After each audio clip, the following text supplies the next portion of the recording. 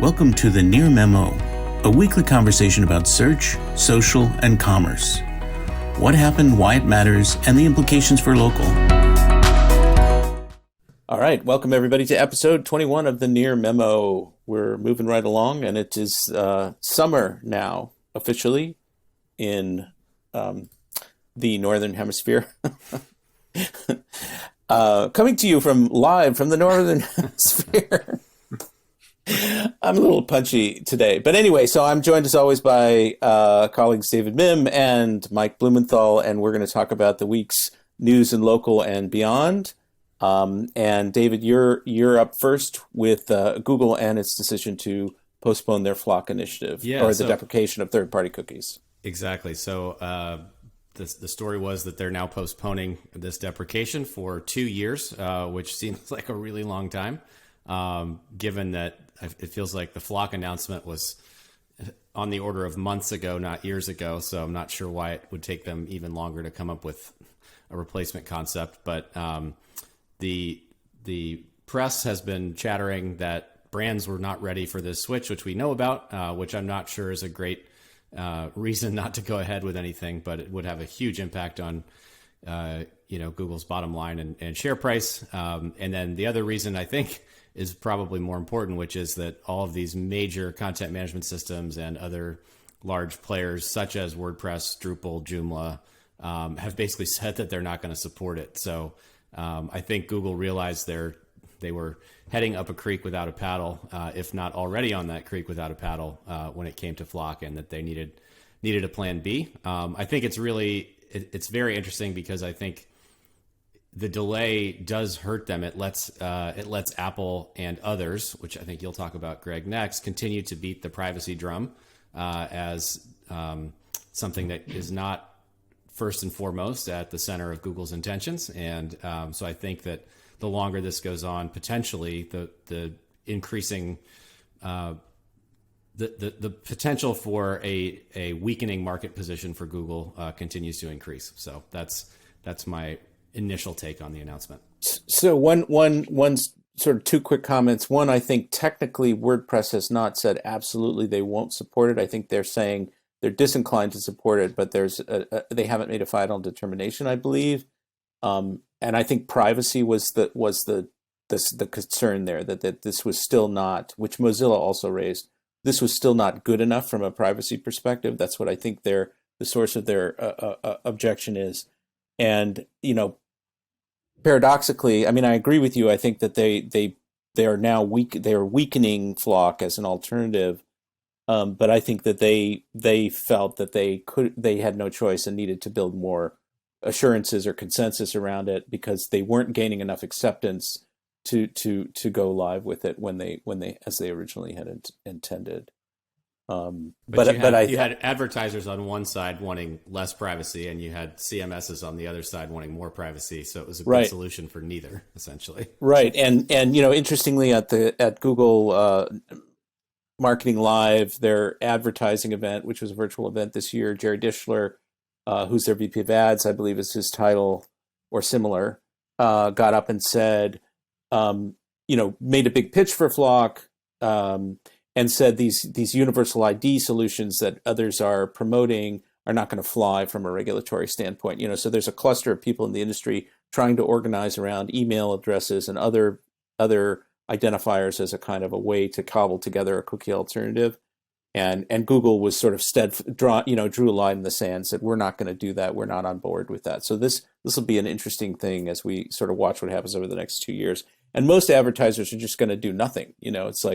It's like now that the deadline is, That's right. They're going to make as much money as they can while the sun grows or the sun shines, right? So, yeah. Exactly. Mike, did you want to chime in on that? Nothing to say? It's kind of like rats fleeing the sinking ship. It's the big ones and the little ones. It's finally coming home to roost, and, Google has just delayed the inevitable. So we'll see. Well, it's amazing. It's amazing to me. I don't remember what year it was. I didn't look it up, but it's amazing to me to see, since Mark Zuckerberg made his famous remarks, which I'm paraphrasing, that people have different standards now around sharing information and implying that privacy was less important to people. Whatever that may have been like 7 or 8 years ago, I don't recall exactly, but you sort of remember when he was promoting that the world is now a much more free and open place, and people are less concerned about privacy. Exactly the opposite has happened, right? That privacy has become the number one issue for digital marketing and a lot of these publishers.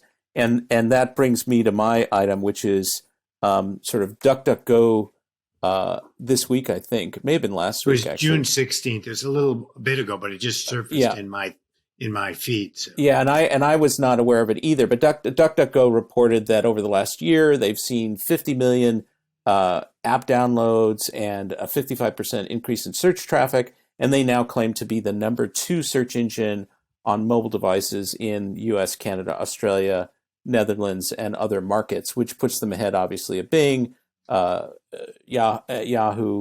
I don't know who else is left. But it's an interesting moment in search because there was a time years ago when there was a lot of intense competition in search, and then that ended, and Google sort of developed its dominant position. And now, we're seeing some activity. There's Neva, which is a subscription-based search engine that hasn't fully launched yet. And then Brave just made an announcement where they're adding a search engine to their browser for sort of a holistic package, and DuckDuckGo, obviously, which I just mentioned. So are we in a moment where there is going to be a bit more competitive pressure on Google in search, or do you think that this is just sort of a momentary blip and, or not going to impact Google at all? I think part of the question for me is what's Apple doing? And what Apple is doing is making search a feature of the app of their phone. And in doing that, if they are forced to separate from Google in this $9 billion a year deal they have through some of these antitrust things, then I think you'll see a shifting. But right now they are trying to disintermediate Google by turning Google into just one line amongst several in a typical phone search where you can search from any place. And to me, that's the big player here, not DuckDuckGo. Not that DuckDuckGo doesn't have a niche opportunity, which Brave has as well, that I think will play well in a privacy world, but both of them run the risk of being overrun by one of these larger, more funded, more broad platforms. And I would say, go ahead. I would say it's more likely that it's the combination of factors that, I don't think DuckDuckGo is a Google killer by any stretch, or Brave or any of these other guys. But I do think, you could see an erosion of market share from near 100% now to something closer to, say, 75 over the next 4 or 5 years. I could certainly see that. And then we also don't know what's going to happen with the regulatory environment as well. And, some sort of breakup of even YouTube and Google, for example, or Maps and Google search, I think could further erode some of the, potential competitive advantages that Google has today. Interestingly enough, I just went on an errand for like the first time in several weeks this morning and heard an NPR ad from DuckDuckGo where they positioned themselves as a privacy company, not even a search engine. That was their tagline, was this segment sponsored by DuckDuckGo, a privacy company. So I do think that they and Apple both, I think, have really they're meeting the consumer demand for privacy. They're sort of matching their positioning to what they're sensing in the world of consumers. And the ad that you highlighted a couple weeks ago, Greg, from Apple with all of the marketer tracking people following the guy to the couch or whatever. It's very effective. And then disappearing. I think that's a really effective ad. It's now playing during half of the NBA playoff games that I'm watching. And I think that the sort of combination of regulation, credible competitors to Google from a technology standpoint, and Google's lack of adherence or certainly prioritization of privacy they're all sort of coming together, and they could erode Google's position. I don't think, though, by any stretch that even Apple will become the dominant search engine, however. No, I would agree with that. But I think an interesting scenario is like Apple buying Neva or somebody like that. Apple, I don't know what the guts of Apple's sort of search technology is at this point. They have some sophisticated people there, but they I think they could accelerate their search with an acquisition potentially, which would be very easy for them to do. On the regulatory front, there were the 6 bills that made it, or the 5+1 bills that made it out of committee, the Judiciary Committee, and are now sort of going to the House floor for discussion. And the big tech companies have been lobbying against that. It's I don't know what we're going to see come out as law. That'll be an very interesting thing to see. But I do think that breaking these companies up is definitely on the table and contemplated by some of these activities. We're going to see something. I don't know how strong or weak it'll be.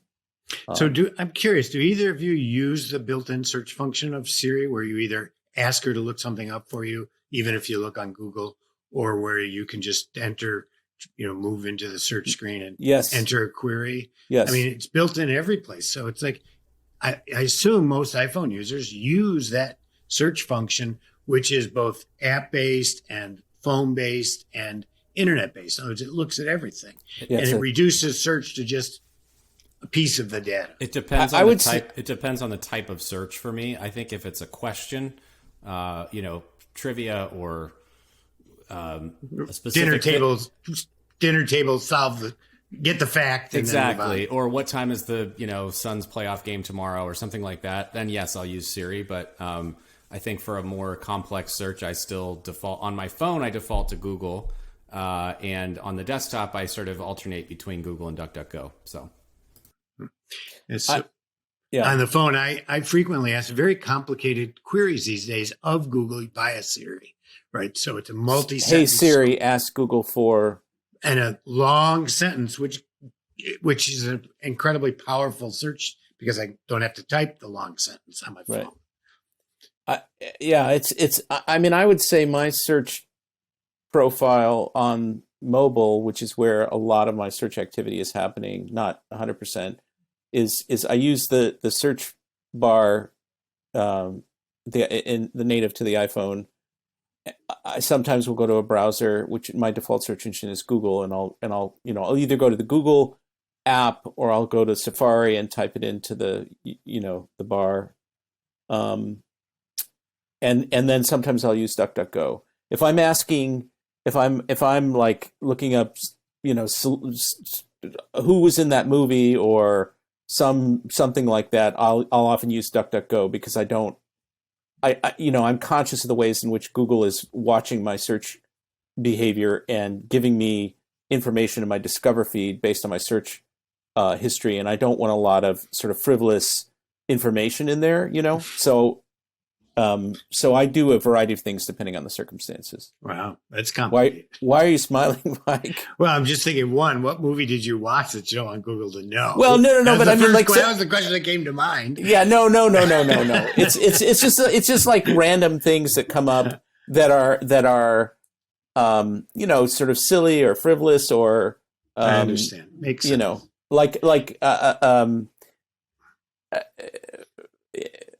The Google app for me shows a lot of engagement rings stories because I'm always searching on engagement rings. This guy's the most divorced man in the world. Precisely. I mean, I really like the Google Discover feed, and I appreciate that it does personalize results to some degree to my query behavior. And I'm conscious of the way in which I would pollute that with, some portion of my searches that, I don't care. I don't care about. It seems to be smart though. If you don't click on those, it stops delivering them. Like I've obviously been, and maybe it's not obvious. I've shifted diets to a more strict diet, and it's been very helpful seeing those things in my feed. I've started riding e-bikes. I've become interested in e-bike technology. It's very interesting to see those. It's interesting to see the recipes. Interestingly, the engagement ring thing pops up less and less because I never click on them. So it doesn't get, even though it potentially could pollute it, it does for a short time. Yeah. It seems like a smart enough feed where it doesn't stick around. It's an interesting feed to take a look at. Yeah. And I use it as just part of my news sort I of do too. scouring every morning. I do right? too. So look there, I'll look at the Apple feed, I'll Yep. look at my feed reader, and that's my, sort of starting point for my day. Yeah. And speaking of, I'm trying to find a transition into your. There is no transition. Mike, what was to the my top talk. story in your feed this week? Yeah, exactly. Speaking of news, Well, we're in a period of transition with COVID once again, and businesses are put on that in the middle of that. The CDC a couple of weeks ago said that if you're vaccinated, you don't need to wear masks. I think it was meant as a way of incentivizing those who aren't vaccinated to, get vaccinated, but it puts businesses in the middle and it creates this weird dynamic as people are moving back to business. And that sort of topic interests me because I went for both a dentist visit and a haircut. And in both situations, I felt like the business put their needs in this transition before mine. And it struck me that coming back to a business after 18 months away, it's almost like I'm seeing that business for the first time. And their opportunity to impress me with their concern about me is critical. And they weren't concerned. And then in light of that, then I saw these two articles this week. One was Houston Methodist, where employees sued the hospital because they required vaccines. And the judge threw which them is out. absurd. Totally absurd. And the claim of the employees was that this is like the Nazis testing on the Jews in the Holocaust. And the judge said it's exactly like that. It's despicable. You can go work someplace else. And they all got fired, reinforcing the CDC ruling that businesses do have the right to demand it. And then Morgan Stanley said, look, we're opening our offices back up. Employees and customers who are vaccinated can come in. Everybody else stay out. So it's this. It's important from my point of view that businesses, one, get clarity about what they want to do. Two, communicate to their employees so their employees don't bullshit customers and make them feel unsafe. And that they publicly make this policy visible. Otherwise, they run the risk of losing customers, which are just now starting to re-enter the economy in force. I totally agree that you're being reintroduced to these businesses. I mean, the business almost has to reacquire the customer. Exactly. And so I do think that for some number of people, I don't know what the number is, 25%, 30% really care about the safety issues. I think probably the majority at this point are less concerned about it. I mean, you're pretty sensitive to it. I am sensitive to a business treating that issue in a cavalier way and communicating about it cavalierly. I just want the choice, right, to know what their policy is going in. I can then make an informed decision. Right, for sure. The thing that's happening though that's interesting is that there are a lot of there are a lot of people that are just going to cheat, free riders, right? They're going to just take the mask off. They're not vaccinated. They're just going to abuse the situation. People are, there is violence around this. I mean, it's not common, but there have been altercations, and I think in one case somebody was shot and maybe even killed over a mask dispute, which is one of the challenges of asking the business to enforce this. It is, and they're put in a very awkward position by both the CDC and state governments, but I think they have no choice given the fact that they might lose clients. And I would suggest that the risk of dying from a nutcase shooting you is much less than the risk of dying from variation Delta, right? So depends on what state you're in. Well, where I live, which is I'm surrounded by 3 counties that have the lowest vaccination rates in Pennsylvania and New York. And it's like, we're talking 45, 50% vaccination rates for first timers, and it's low here. So it is an issue. And I think businesses need to face it head on. Whatever they decide, they need to be explicit about it. And I will, in our constant quest to end on a positive note, I will share an anecdote from my recent road trip to Eastern Washington last weekend. Thank you guys for covering for me last week on the Near Memo. Came across 2 chains, a gas station and a fast food restaurant in sort of north central or northeastern Oregon. Not exactly what you'd expect to be sort of, top of the vaccination rate lists. Both had major signage on their front door saying masks required. This is a, big, huge neon fluorescent paper sign, handmade sign saying masks required. The fast food place wasn't even open. The restaurant to sit down. You had to basically order on your phone and pick up the order from the employee at the door or go through the drive-through. And both of those actually make me more likely to visit those specific businesses when I'm on my semi-annual or biannual road trip out to play golf in Eastern Washington. So I think that there is an opportunity for businesses who do take customer safety seriously to actually win new customers. We are in this sort of, inflection point, I think, with respect to the economy reopening up, that now is actually a great opportunity to win new customers and to engage them in a loyalty program, as we've said on previous podcasts. So I think that this is definitely a two-sided coin here. You can turn a customer away like Mike or turn them off, or you can recruit one like me with a good and obvious masking policy and COVID safety guidelines. Right. Exactly. And I think every business needs to think about it and do it, right? Well, and I think, Mike, you should reconsider going to dentist barber shops, the kind of hybrid. It seems like a bad combo. It's like the theme park and funeral home that was at one of our very early local use. It wasn't a combo. Two different places got treated, but similarly scary results. And I was in great need of both the haircut, and I wasn't in great need of the dental check, but I thought time to get a checkup. But I'm here to say that my hair looks great. My teeth are fine. Yeah. All right. Okay. We're happy to hear good. both of those. Yes. Yes. All right. As always, have a great week or weekend whenever you're listening to this, and we will see you next week. Thanks, everyone. Thanks for joining David, Mike, and Greg. To stay on top of the latest developments in local, subscribe to our newsletter at nearmedia.co. We'll see you next week.